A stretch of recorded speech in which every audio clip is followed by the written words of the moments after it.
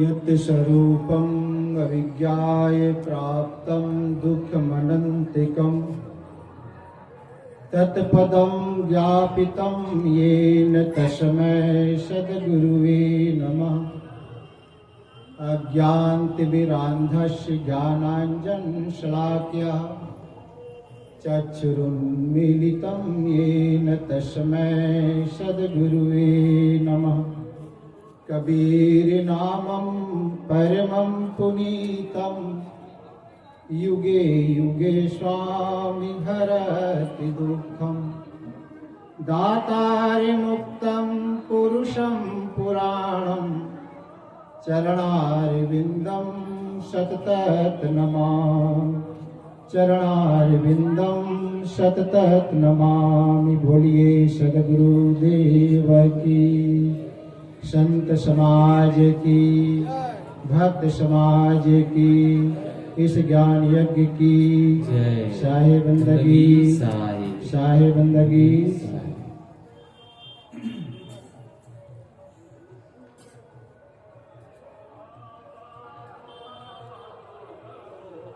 मेरा मुझ में कुछ नहीं, जो कुछ है तो तेरा तुझको सौंपता क्या लागत है। आप सबके बीच मेरे लिए भी कुछ कहने के लिए संकेत हुआ है, सो आप सबके सेवा में उपस्थित हूँ। अखिल विश्व वंदनी प्रातः स्मरणीय परम पूज्य श्री साहेब जी, मुद मंगलमय संत समाज, सत्संग प्रेमी सज्जनों एवं माता एवं बहनों,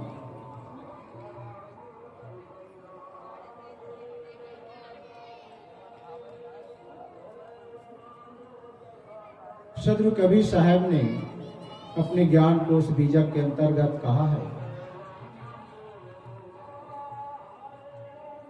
चाहत सुख दुख संग न छाड़ा।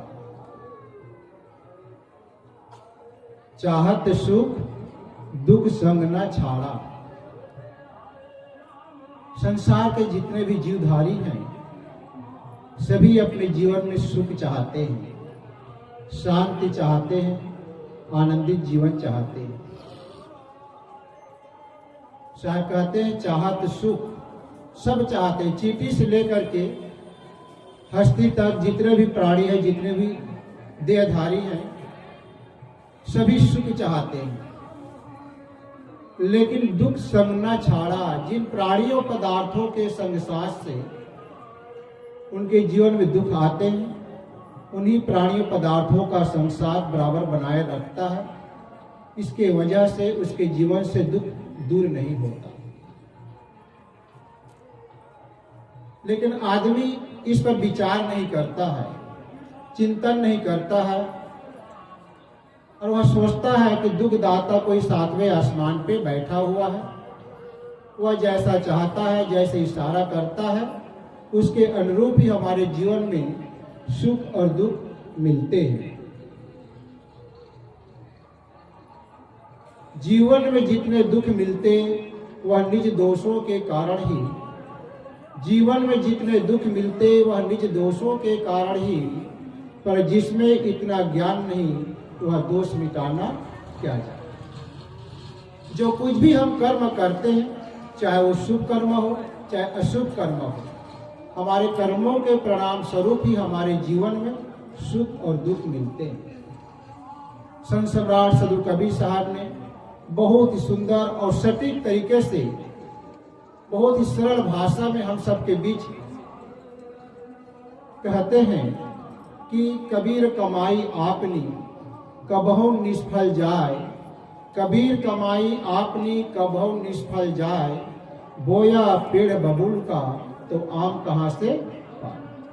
बबूल का पेड़ लगाकर हम कभी भी आम का फल प्राप्त नहीं कर सकते। यहाँ पे जितने बैठे हुए हैं अधिकांश 90% किसान परिवार से हैं। सबको यह अवगत है कि धान का फसल हमको चाहिए तो हम धान का बीजारोपण करते हैं, न कि गेहूं का।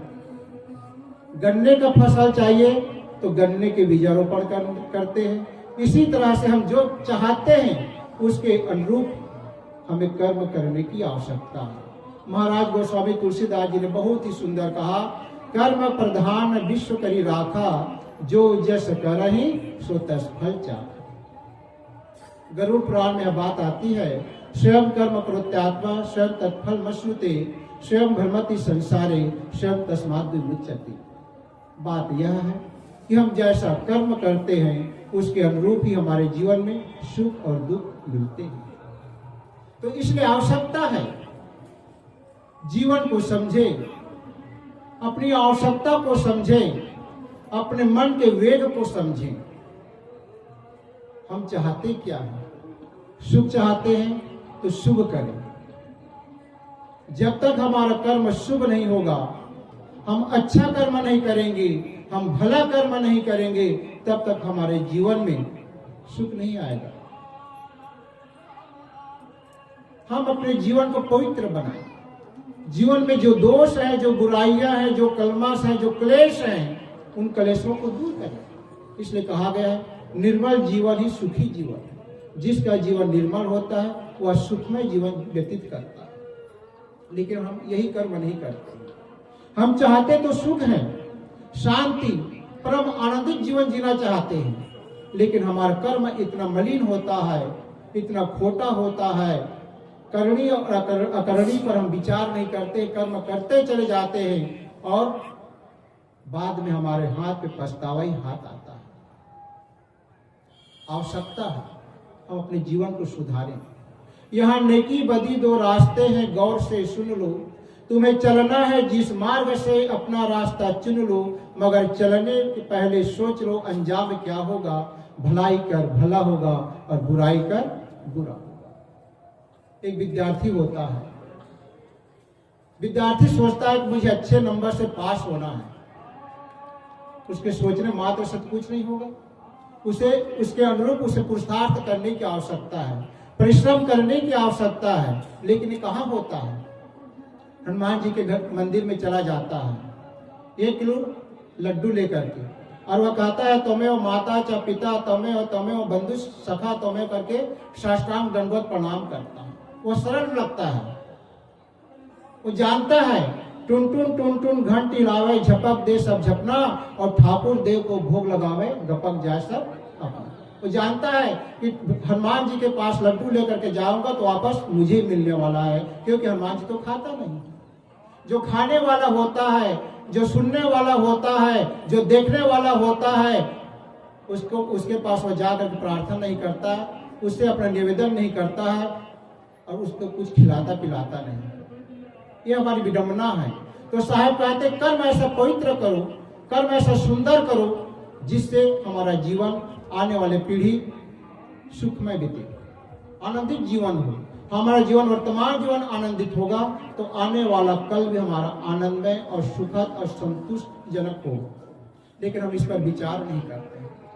जीवन में अनेक प्रकार के कर्म करते हैं। जो किसान होता है वो खेती करता है, जो व्यापारी होता है व्यापार करता है, जो सर्विसमैन होता है वो सर्विस करता है। इन सब के मूल में होता है लाभ।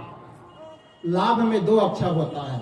जब इसको हम बदल देते हैं तो भला, भला भला अक्षर जो होता है उसे बदल देने से हो जाता है लाभ। यदि हम अपने जीवन में भला चाहते हैं, शुभ चाहते हैं, शुभ और लाभ लिखते हैं ना, हम अपने जीवन में शुभ चाहते हैं, लाभ चाहते हैं, तो भला आदमी बनने की आवश्यकता है।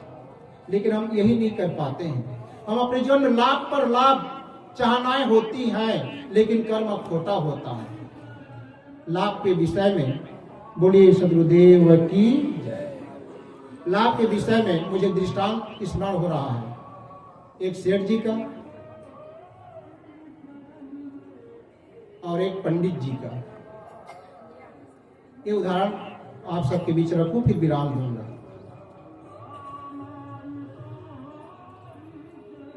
पहले मैं सेठ का ही उदाहरण दे देता हूं। सेठ जी थे, बड़े सवेरे दुकान खोलता है और एक ग्राहक उसके पास पहुंच जाता है और कहता है, सेठ जी मेरा माल आप तौल दीजिए, तौलने मात्र का मैं आपको 50 रुपए दूंगा।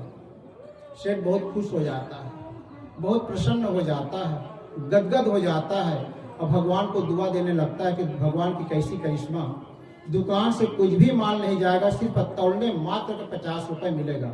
बहुत पुरानी बात है, गदगद हो जाता है। वो आदमी अपना माल तौलने के लिए दे देता है। सेठ जी तौलने का प्रयत्न करता है, जैसे तौलने का प्रयास करता है वैसे ही वहाँ से एक माल बाहर आ जाता है। उस माल को पकड़ करके फिर तौल पे रखता है तो दूसरे दिशा से दूसरा माल बाहर आ जाता है। उसे पकड़ करके फिर तौल पर रखता है कि तीसरा माल तीसरे तरफ से बाहर आ जाता है। आप सबके मन में जिज्ञासा होती होगी, आखिर वह माल है क्या जो बाहर आ जाता है? वह माल था मेढक। बच्चे चिड़ुल प्रकृति के होते ही हैं कि 4-5 बच्चे एक बार दुकान में गए, पंडित से कुछ सेठ जी से कुछ कहा सुनी बात हो गई, तो 4-5 बच्चे मिल करके सेठ जी को सबक सिखाने के उद्देश्य से, उसके चिढ़ाने के उद्देश्य से, बड़े भोर आप जब इसी गंगा किनारे जब जाएंगे ना स्नान करने के लिए, तो बहुत सारे मेढक पानी से बाहर आकर के बैठा रहता है। गांव के लोग हैं, तालाब जब स्नान करने जाते देखे होंगे, वैसे ही बहुत सारे मेढक को बच्चे थैला में लेकर के ले आए थे। मेढक को 4-5 बच्चे थे, पकड़ लिए, कम से कम सैकड़ों मेढक थे, पकड़ लिए और उसे तौलाने के लिए कुल मिला के सेठ को परेशान करना था, तो तौलाने के लिए सेठ को दे दिए। अब सेठ परेशान, तौलता रह गया। अंत में झुंझला करके कहता, तुम अपना माल ले जाओ, मुझे पैसे की कोई जरूरत नहीं, और कहा सुनी हो जाता है। उसी समय एक वृद्ध व्यक्ति उस रास्ते से गुजर रहे थे। जब उन सेठ और बच्चों के बीच में जो झड़प थी उसको सुन करके वृद्ध व्यक्ति रुक जाते हैं। सेठ जी से कहता है वो वृद्ध व्यक्ति ने, सेठ जी आप ग्राहक से उलझ क्यों रहे हैं? बात क्या है, मामला क्या है? अरे ग्राहक से तो मीठी बातें करनी चाहिए, आप उलझ क्यों रहे हैं? उसने कहा, ये व्यक्ति ऐसा माल मुझे तौलने के लिए दे दिया है, मैं आधा घंटा से प्रयास कर रहा हूँ तौलने का, लेकिन मैं तौल नहीं पा रहा हूँ, आखिर इसका समाधान का रास्ता, उपाय बताइए। उसने कहा, देखिए आपके पास 2 दुकानें हैं, एक किराना दुकान है, दूसरे कपड़े का दुकान है। बुद्धि से आप काम क्यों नहीं लेते हैं? बुद्धि यश बलम तस् निर्बुद्धेषु कुतो बलम। जिसके पास बुद्धि होती है उसके पास बल होता है। आप पास 2 दुकानें हैं, आप किराना दुकान को छोड़ करके कपड़े के दुकान में जाइए और 2.5 मीटर का कपड़ा ले आइए। व्यक्ति बहुत प्रसन्न हुआ, 2.5 मीटर का कपड़ा लाता है। उसने कहा, अब क्या करूं? अब इस तराजू के चारों तरफ घेरा लगा दो, अब जो माल है उस माल को उस पर डाल दो, चाहे जितना उछल कूद मचाए यहाँ से बाहर नहीं जा सकता। सेठ बहुत प्रसन्न हुए, सब माल को कपड़े का घेरा लगा करके डाल दिए। अब सब में कुछ लीडर होते हैं, मेढक में भी लीडर थे। अब आपस में फुसफुसाहट चालू हुई, उन मेढकों में मीटिंग होने लगी। उसने कहा, देखो मैं नेता हूँ, तुम सबका नेता हूँ, अगुआ हूँ, मैं जैसा कहता हूँ वैसा तुम करोगे तो सेठ जीवन भर तौलता रह जाएगा, लेकिन कभी भी इसकी दाढ़ी सिद्ध नहीं हो पाएगी, तौल नहीं पाएगा। जल्दी करो अन्यथा सेठ तौल ले जाएगा।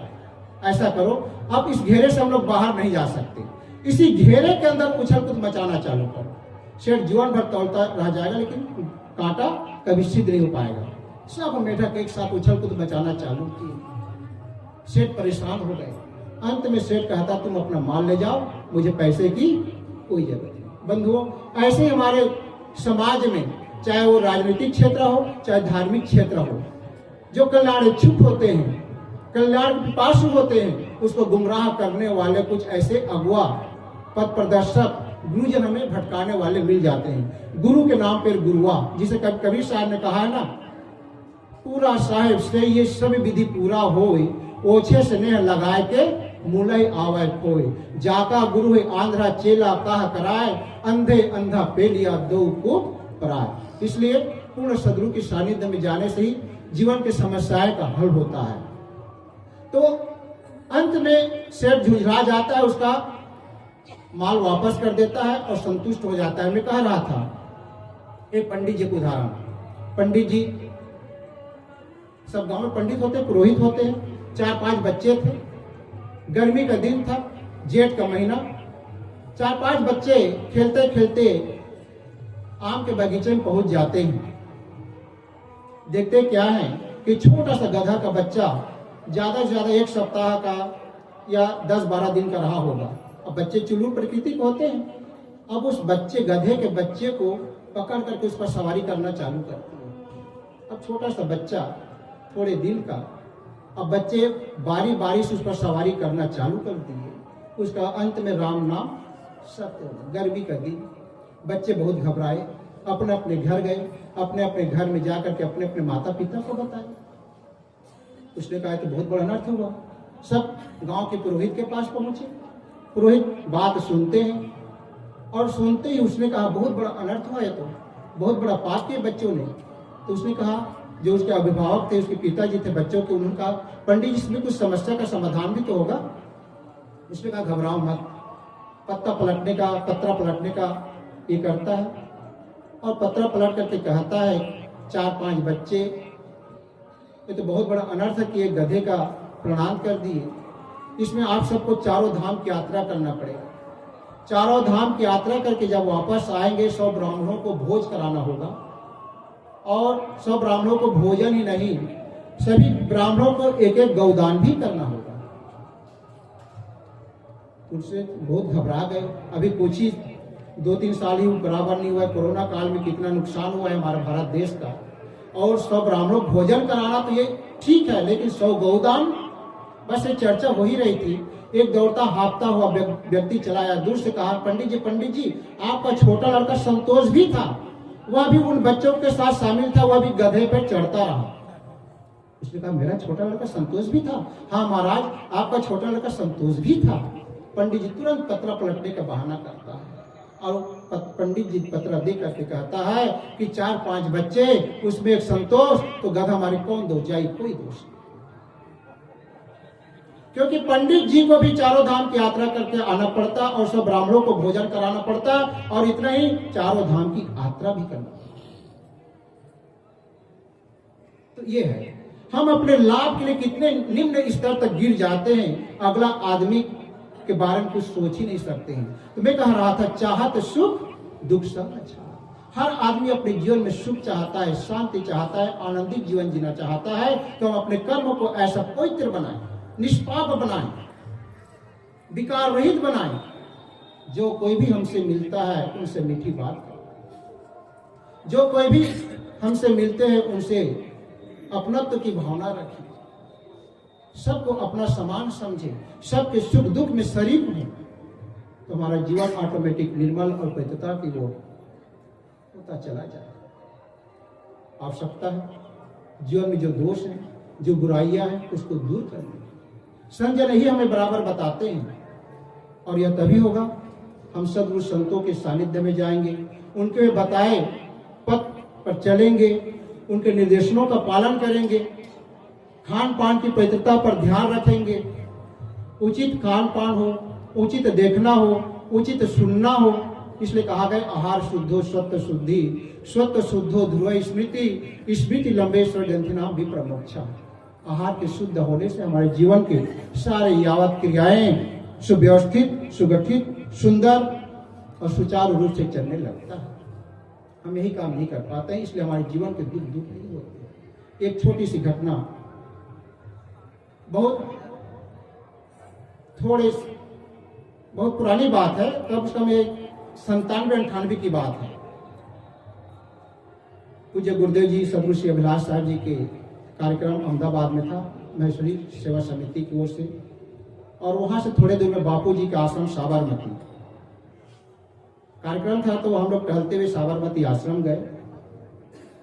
तो जैसे ही आश्रम में प्रवेश किए, वहां पे 3 बंदर की मूर्ति दिखाई दी। एक बंदर अपने मुख को बंद करके बैठा हुआ है, दूसरा आंख को, तीसरा कान को। उस बंदर को देख करके विचार किया गया, चिंतन किया गया, संतों से भी सुना गया कि वो हमें यह संकेत कर रहे हैं कि कम बोलो, कम सुनो और कम देखो। जीवन का महामंत्र है। जब जयपुर में जाना हुआ, चंद्रप्रभ स्वामी जी हैं, जैन महात्मा जी हैं, जोधपुर है शायद, तो वहां जाना हुआ संतों के साथ में। वहां पे 3 बंदर नहीं 4 बंदर हैं। 3 तो सेम है, एक चौथा बंदर अपने सिर पे हाथ धर के बैठा हुआ है। कम देखना है, कम सुनना है, कम बोलना है, लेकिन साथ साथ सोचना भी उचित है। हम जैसा सोचते हैं वैसा ही हमारा कर्म होता है। इसलिए सोचना, देखना, सुनना, बोलना सीमित रखें तो निश्चित हमारा जीवन सुखद और शांतिमय व्यतीत हो जाएगा। सर्वे भवन्तु सुखिनः, सर्वे सन्तु निरामयाः, सर्वे भद्राणि पश्यन्तु, मां कश्चित् दुर्भाग्यः। बोलिए सद्गुरु देव की।